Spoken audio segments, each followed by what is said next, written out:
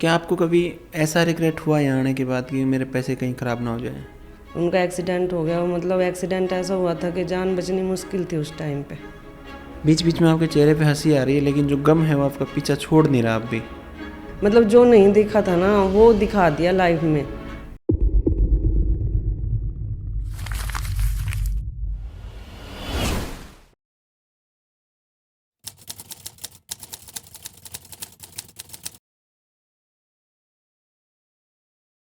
Hi, this is Joginder Shivach और आप देखना स्टार्ट कर चुके हैं टैलेंटेड रितु इंसान, जिसमें हम अपने स्टूडेंट्स के इंटरव्यू शूट करते हैं। उसी कड़ी में एक और इंटरव्यू शूट करेंगे कलिंगा से हमारे स्टूडेंट रेखा का, जो कि अगस्त बैच से हैं। जी जी दीदी, तो अभी क्यों आए आप जब अक्टूबर बैच के इंटरव्यू शूट हो रहे हैं? जी, मैंने बोला था मैम से, जब आपको भैया आपको टाइम नहीं लगा तो रीना मैम बोली कि बाद में ले लेंगे। फिर मैं घर पे चली गई क्योंकि पार्टी हमारी जल्दी हो गई थी अगस्त बैच की। तो फिर मैं घर पे जाके मैंने कि भारती मेरी सिस्टर बोली कि इंटरव्यू नहीं हुआ आपका। मैंने नहीं भैया को टाइम नहीं लगा, मैंने बोला था। तो नो दोबारा भैया से मैसेज करके पूछ लो अगर भैया का नंबर है तो। फिर मैंने आप पे मैसेज किया तो आपने बोला कभी भी आ सकते हो, तो इसलिए मैं मैसेज करके फिर आपने बोला आ जाओ तो मैं अब आई। ओके। जी तो जब आपने यहाँ पे एडमिशन लिया था जी अगस्त बैच में, उससे पहले आप अपनी लाइफ में क्या कर रहे थे? जी, हाउस वाइफ थी। अभी क्या कर रहे हैं? और अभी तो घर पे मतलब सिलाई थोड़ी बहुत कर लेती थी, मतलब अपनी अपनी। और अभी घर का काम और सिलाई कर लेती हूँ थोड़ी बहुत। थोड़ा बहुत आप हाँ काम जी। कर रहे हैं अभी? हाँ जी। ओके। यहाँ आने से पहले सिलाई के बारे में कितनी नॉलेज रखते थे आप? जी बस अपनी अपनी थोड़ी बहुत कर लेती थी, तो इतनी कैसे, नॉलेज नहीं थी। मतलब खुद खुद के लिए बना लेते खुद थे, खुद के सूट लिए, सलवार हाँ टाइप? हाँ, सूट सलवार ओके। ब्लाउज। और ये अभी क्या जानते हैं आप? अभी तो मैं सारी ड्रेस बना सकती हूँ, जो देख लेती हूँ। बना लेते हैं? हाँ जी। ओके। पहले हमारे दर्शकों को अपनी लाइफ के बारे में कुछ बताएं। जी भैया, मेरी 2011 में शादी हुई थी। उसके बाद क्या नाम है, लाइफ ठीक थी, बड़ा लड़का हुआ था मेरा। उसके बाद भी ठीक था। दोनों सिस्टर, मतलब मेरी छोटी सिस्टर थी, पापा जी ने उसकी शादी भी साथ में कर दी थी। एक ही घर में शादी कर एक रखी ही है? घर में शादी कर दी थी, दो भाई थे ये। सिस्टर छोटी थी, उसकी 10वीं की पढ़ाई थी तब। हम्म। तो वो तो घर पे चली गई थी। तो वो 12वीं के बाद घर पे तब आई थी। अभी भी पढ़ाई कर रही है तो घर से ही कर रही है। मैं इधर ही रहती हूँ, मतलब मेरा ज़्यादा जाना नहीं हुआ। उसके बाद अपने हाउस वाइफ का काम, घर का काम, बच्चों का काम, फिर मैं इसको संभालने में ही रह गई। उसके बाद ठीक चल रहा था काम। ये छोटा मोटा काम तो भैया सबके घर में होता है, पर जो मेन रीज़न था वो 2023 से हुआ। 2023 से? जी। जी, क्या हुआ ऐसा? 2023 में मेरे जो देवर थे उनके एक्सीडेंट हो गया। वो मतलब जॉब करते थे हम्म। बहादुरगढ़ में। उनका एक्सीडेंट हो गया। वो मतलब एक्सीडेंट ऐसा हुआ था कि जान बचनी मुश्किल थी उस टाइम पे। ऐसा हो गया था कि जान बचेगी नहीं। हम्म। बस इसी चक्कर में फिर मेरा भाई आया उसी दिन, देख के चले गए। वो अगले दिन बोला कि मैं अगले दिन आऊँगा। एडमिट थे उनको, मतलब आवाज़ भी नहीं निकल रही थी, सांस ही नहीं आ रहा था। ये था कि बचेंगे नहीं अब। सोचा क्या होगा अब। फिर भैया मेरे चले गए कि मैं अगले दिन आऊँगा। वो उधर जाके भैया को भी अटैक आ गया, चिंता में। चिंता में उनको अटैक आ गया जी। वो देखने के बाद? हाँ जी, मेरी छोटी सिस्टर को मतलब ज़्यादा मानते थे वो। छोटी है, मेरे से भी छोटी है, मेरे भाई से तो ज़्यादा ही छोटी थी। तो वो ज़्यादा वो करते थे, वो सोचते थे कि क्या होगा अब इसका। हम्म। अगर कुछ हो गया तो इसका क्या होगा, इसकी लाइफ ख़राब हो जाएगी। बच्चे भी हैं उस पर, दो छोटे। हम्म। चले गए उधर जाके, भैया को भी अटैक आ गया। इधर खबर आई तो दोनों तरफ से अब मेरे को तो ये हो गया कि इधर रहूं कि उधर जाऊं। इधर उधर, रहूँ उधर जाऊँ मीन्स? अच्छा, कि आपके भाई के पास जाएं जी, कि या? भाई के पास जाऊं या इधर घर पे रहूं, हम्म। देवर के पास रहूं। बोल देंगे इधर से कि इधर तो आफत आ रही है, अब भाई के पास जाने को। मेरी मम्मी का फ़ोन आया कि एक बार तो आ जा। तो मैं पूछ के, फिर सास से पूछा मैंने। मेरी मतलब मौसी भी इधर ही आई हुई थी भाई के साथ, तो वो इधर ही रह गई थी। मेरे पापा जी ने बोला कि आप उधर ही रह जाना लड़कियों के पास। अब उधर जाने की फिर बुला लिया, फिर मैं भाई के पास चली गई। तो ये तो थोड़ी सी ठीक की खबर आ गई इनकी, मतलब मैं उधर ही रही। फिर 1 महीने वेंटिलेटर पे रहा मेरा भाई। अच्छा। हाँ जी, 1 महीने। मतलब जो नहीं देखा था ना वो दिखा दिया लाइफ में। सुना था पहले ऐसा कि ऐसा होता है, ऐसा होता है। 1 महीने रह के भी फिर भी ठीक नहीं हुआ भाई। 23 उसको सितंबर की बात है, सितंबर में ख़त्म हो गया था भाई मेरा। और इसमें खर्चा भी बहुत ज़्यादा लग गया जी, वेंटिलेटर पे रखने में? 8-10 लाख रुपए लग गए थे। और कैसे पारिवारिक हालत कैसे हैं आपके, आर्थिक हालात जी, कैसे हैं? हालात तो इधर भी ऐसी नहीं है कि मतलब किसी की मदद कर सकें, और उधर की हालत तो ठीक थे। भाई की मतलब अपना काम था, जेसीबी मशीन थी, ट्रैक्टर, मतलब सारा उसने काम अपना कर रखा था। पर फिर भी जब करने वाला नहीं रहता तो पापा जी कहाँ से, पापा जी को तो ये भी नहीं पता था कि कैसे करता था वो, क्या करता था, बस उसका अपना काम था। उसके बाद मेरे मामा जी के लड़के ने देखा, मतलब मदद की, जैसे हॉस्पिटल में भर्ती था भाई 1 महीने, उन्होंने मदद की। फिर भी 11 लाख रुपए लगे भैया, मतलब फिर भी जान नहीं बची भैया की। तो अभी क्या हालात हैं उनके घर के? अभी तो बस ऐसे हालात हैं, क्योंकि बच्चे भी उसके, एक तो 18 साल का है, 17 साल का है, 16 साल का है, पर बच्चे कामयाब नहीं निकले। क्या करते हैं बच्चे, ऐसा क्यों कामयाब नहीं लग रहे आपको? बच्चे भैया मतलब पढ़ाई भी नहीं की उन्होंने, और मतलब मानते भी नहीं हैं कि अभी हमारे पापा जी ख़त्म हो गए तो हम कुछ जिम्मेदारी संभालें। अच्छा। मतलब वैसे आदत उसमें पड़ गया है वो दूसरे और से। आपके देवर ठीक हैं अभी? हाँ, अभी फ़िलहाल ठीक है। ओके। तो आपने सिलाई सीखने की क्यों सोची फिर? जी, सिलाई सीखने की मैंने इसलिए सोची कि भैया के ख़त्म होने के बाद ऐसे घर के हालात के लिए चलो ठीक है, कोई नहीं, उधर से तो मैं आ गई। उनके 10 महीने बाद, मेरे भाई के बाद, मेरे हस्बैंड एक्सपायर हो गए थे 10 महीने बाद। उनको क्या हुआ फिर? जी, मैं छुट्टियों, जून की बात है, मैं छुट्टियों में घर जा रही थी, वो भी दीदी के यहाँ पे काम करते थे। वो 2 दिन पहले आए थे, मेरे देवर का ऑपरेशन हुआ था दोबारा, तो वो देखने आए थे, उनको अटैक आ गया। मतलब एक ही घटना से आपका पूरा परिवार बिखर गया? जी।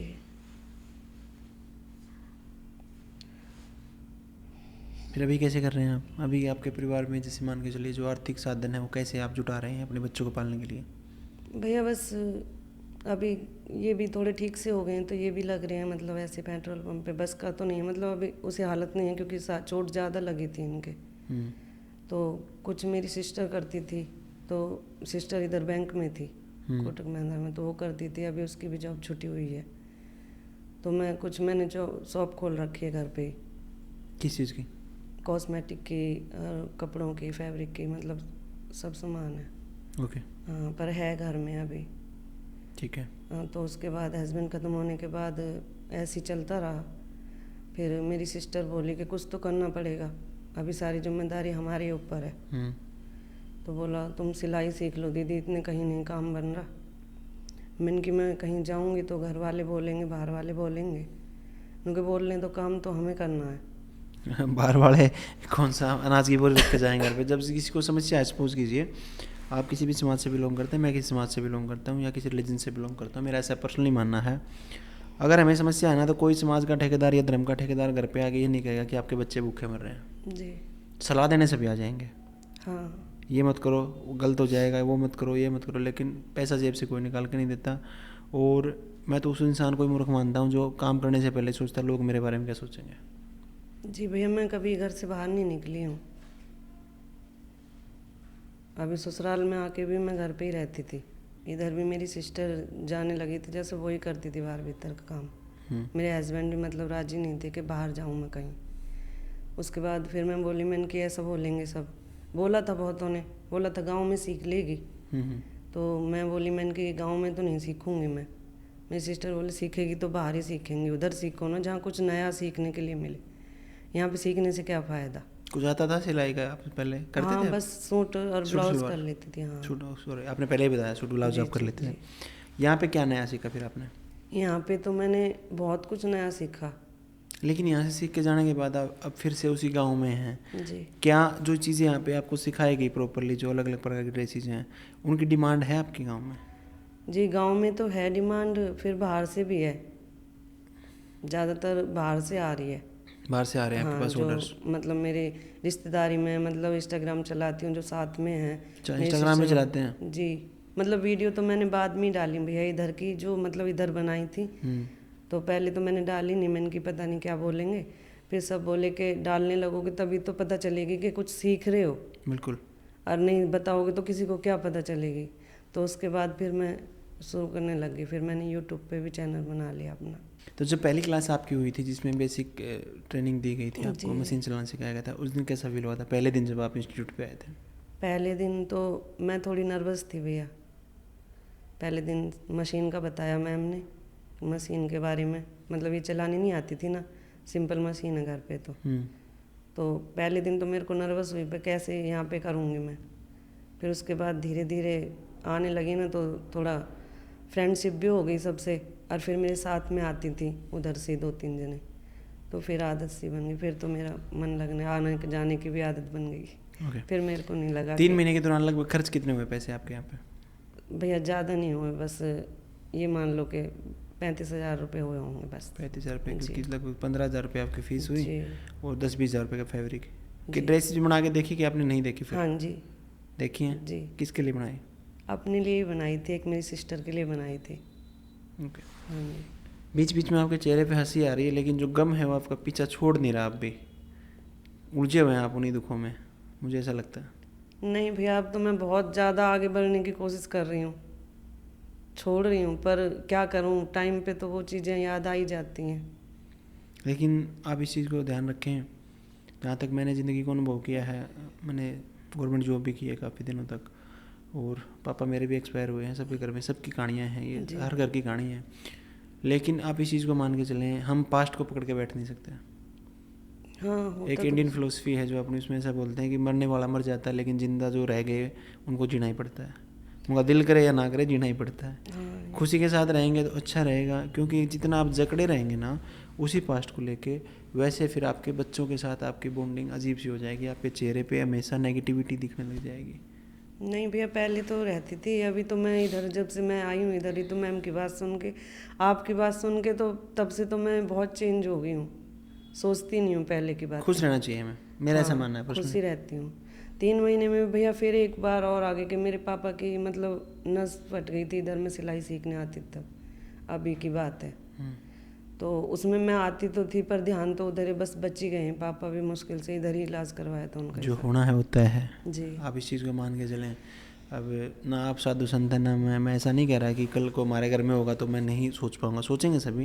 लेकिन ऐसा है, इस धरती पे जो भी पैदा हुआ ना उसका मरना तय है दीदी। भगवान श्री कृष्ण और भगवान श्री राम को भी यहाँ पे मर के ही जाना पड़ा, भगवान बुद्ध भी यहाँ पे आए तो मर के ही गए। तो जो इंसान के रूप में जन्म लेगा उसका मरना तय है।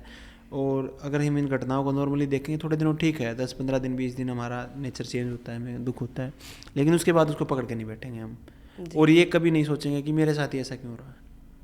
जितना हम अपने माइंड को नेगेटिव करेंगे उतना ही नेगेटिव होता चला जाएगा, खत्म हो जाएगा सब कुछ। हाँ ये तो है भैया, जितना सोचते हैं ना उतना ही ज़्यादा उतनी वो सिचुएशन उतनी बड़ी लगने लगती है। नहीं, अब तो मैं बस यही सोचती हूँ कि मेरे को करना क्या है, बस इसी काम क्या करना है आपको? बस मैं सोच रही हूँ कि थोड़ा घर पे प्रैक्टिस कर, सिलाई करके, और फिर मैं कहीं बाहर ही बुटीक के सोच रही हूँ। ठीक ठाक पैसे आप कमाना चाह रहे हैं। बच्चे कितने हैं आपके? 3 बच्चे हैं। ओके, और क्या पढ़ रहे हैं अभी? जी, बड़ा लड़का 9th क्लास में, और 2 ट्विंस थे वो उसमें 6th क्लास में। 6th क्लास में जी। ओके। 3 महीनों के दौरान जो यहाँ पे टीचिंग स्टाफ था, नीतू मैम के अलावा जो ट्रेनर्स हैं जो डाउट सोल्विंग करवाते हैं, उनके साथ कैसी बॉन्डिंग रही आपकी? जी बहुत अच्छी, टीचर सारी बहुत अच्छी हैं। डाउट सोल्व करवाए गए कभी आपके? जी करवाती थी। किसने करवाए? नीलम मैम भी करवा देती थी, और क्या नाम है, प्रियंका मैम भी, और रीना मैम भी। ठीक ठाक काम किया आपके साथ। और रितु मैम जिनको देख के आप यहाँ तक पहुँचे थे, उनके साथ कैसी बॉन्डिंग रही आपकी? जी बहुत अच्छी थी, पर ज़्यादा मिल नहीं पाए मैम से, क्योंकि टाइम नहीं लगता था इतना, क्लास में मिल पाते थे। फिर तो अगर मैम प्रैक्टिस एरिया में आती थी तो इतने हम चले जाते थे। अच्छा, आप डेली पैसेंजर थे? जी डेली, बस के चक्कर में रहते थे? हाँ 4:30 बजे तो भैया निकलना ही पड़ता था, क्योंकि फिर लेट हो जाते थे घर पे, फिर घर वाले बोलते थे लेट हो गए। ओके। हाँ जी। क्या आपको कभी ऐसा रिग्रेट हुआ यहाँ आने के बाद कि मेरे पैसे कहीं ख़राब ना हो जाए, जो शुरुआती क्लासेस चल रही थी? शुरुआत में मेरे को लगा कि मेरे को मैथड समझ में नहीं आएंगे, बाकी फिर आर्म हॉल की क्लास हुई ना, तब मैंने सोचा अब तो मैं कर लूँगी। कर लेंगे। ओके। अगस्त बैच की फेयरवेल पार्टी आपने ज्वाइन की थी जी। क्या खास लगा उस पार्टी में आपको? उसमें सब कुछ ही खास था। मैंने जुलाई बैच की भी की थी। अच्छा, जुलाई बैच की कैसे नहीं? जुलाई बैच की भी अच्छी रही, पर जब तक भिवानी ब्रांच आई तब तक फिर मैं चली गई थी घर पे। अच्छा। और जो अपने अगस्त बैच की थी उसको तो मैं अपना पूरा करके ही गई, क्योंकि बार बार मौका नहीं मिलता भैया। ये जुलाई वाली जो पार्टी थी उसमें आप कैसे आए थे? कि नज़दीक से वैसे आ गए थे? एडमिशन करवाया था आपने उस टाइम पे? नहीं, वैसे ही आए थे। वैसे आ गए थे देखने आए थे। जुलाई भी देखी आपने, अगस्त भी जी, देखी, दोनों पार्टियां बहुत बड़ी थी। जी बहुत बड़ी थी। जो अगस्त बैच की फेयरवेल पार्टी हुई थी, जो अगस्त आपके बैच की थी, थी, हाँ जी। उसमें आपने फेयरवेल में चले थे आप? हाँ जी, रैंप वॉक की? चले थे। कैसा फील हो रहा था? बहुत अच्छा हुआ, क्योंकि भैया मैं कभी कैमरे के सामने नहीं आई। अभी घर पे भी किसी के साथ पिक भी करवाती थी तो मेरे को डर लगता था। अभी फिर यहाँ पे जब फोटो शूट करते थे या फाइनल लुक लेते थे तो शुरुआत में तो ऐसा हुआ कि मतलब डर लगता था। उसके बाद तो फिर मैं उस स्टेज पे चल के तो बस फिर खुल गई, फिर तो ये हिचक लगा दूर हो गई आपकी हिचक सारी? दूर हो गई। और किसने मोटिवेट किया इंटरव्यू देने के लिए फिर आपको? आपकी बहन ने? जी, मेरी सिस्टर ने। अभी क्या कर रहे हो? जैसे आप बता रहे थे कोटक महिंद्रा बैंक में जॉब करते थे, अभी छूट गई, अभी क्या हाँ करते जी, हैं? अभी एक जॉब की तैयारी कर रखी है। तैयारी तो मतलब टेस्ट तो कईयों को दे दिया पर हो नहीं रहा अभी भैया काम कहीं। लगे हुए हैं, स्ट्रगल कर रहे हैं हाँ, फिर? लगे हुए हैं। ओके। अगर कुछ होगा तो ठीक है, नहीं तो फिर बोल रही थी कि बुटीक का काम ही करेंगे दोनों मिलके। आपके बैच के दौरान कोई ऐसा स्टूडेंट भी था जो हरियाणा से बाहर का और आपका अच्छा दोस्त बना हो? जी, बाहर के भी थे, अच्छी बॉन्डिंग थी। वो पारिका दीदी थी ना, हम्म। वो तो बहुत ही अच्छी तरह बात करती थी, बहुत अच्छी तरह। कहाँ से थे वो? वो हिमाचल से। अच्छी बॉन्डिंग है? अब हाँ अभी भी जी। बात होती है आपकी? जी, अभी भी होती हैं। एक नीतू दीदी थी रुड़की से, हम्म। जिन्होंने दोनों बेंच ले रखे थे, हम्म।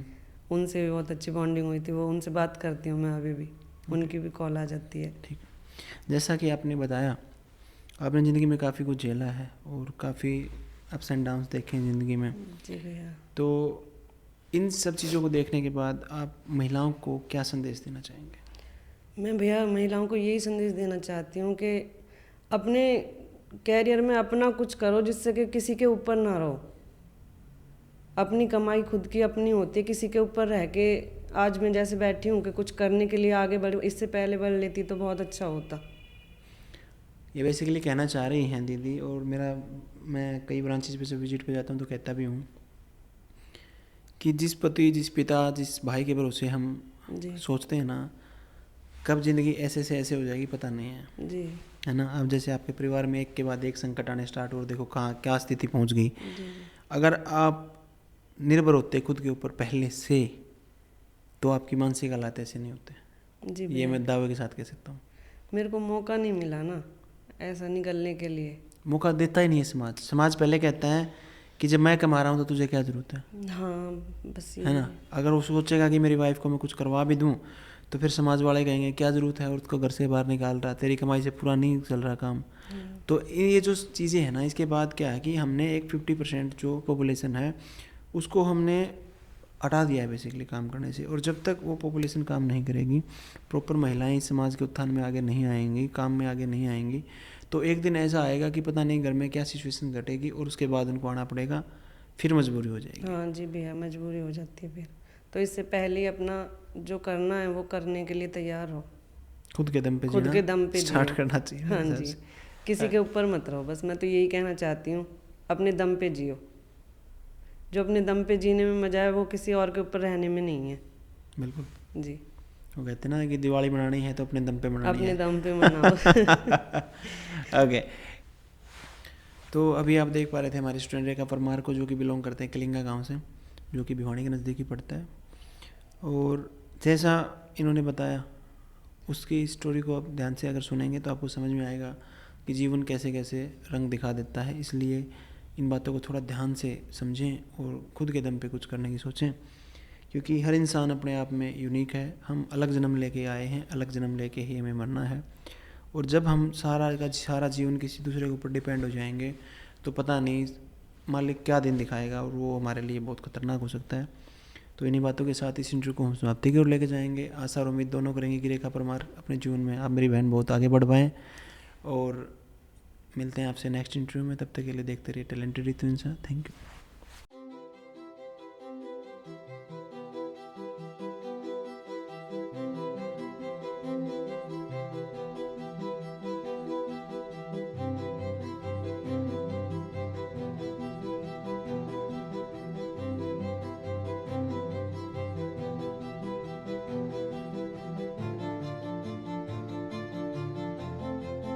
महिला उत्थान की मुहिम को आगे बढ़ाने के लिए अब हम आपके शहर में भी अपनी ब्रांच खोल चुके हैं। यदि आप ऑफलाइन सीखना चाहते हैं तो आप हमारी ब्रांच पे जाकर एडमिशन ले सकते हैं। इन सभी शहरों में हमारी ब्रांच खुल चुकी है। अगर आप भी मुझसे स्टिचिंग सीखना चाहते हैं तो नीचे दिए गए बटन पर क्लिक करें, आपका ये पेज ओपन हो जाएगा। उसके बाद रजिस्ट्रेशन नाउ पर क्लिक करें, उसके बाद अपना नाम फिल करें, उसके बाद अपना नंबर इसमें फिल करें। इसके बाद आप अपना नज़दीकी सेंटर सिलेक्ट करें, जैसे कि आपका नज़दीकी सेंटर भिवानी है तो भिवानी सिलेक्ट करें। बहुत बढ़िया, आपका रजिस्ट्रेशन सक्सेसफुल हुआ। जल्द ही हमारी टीम आपसे कांटेक्ट करेगी। धन्यवाद।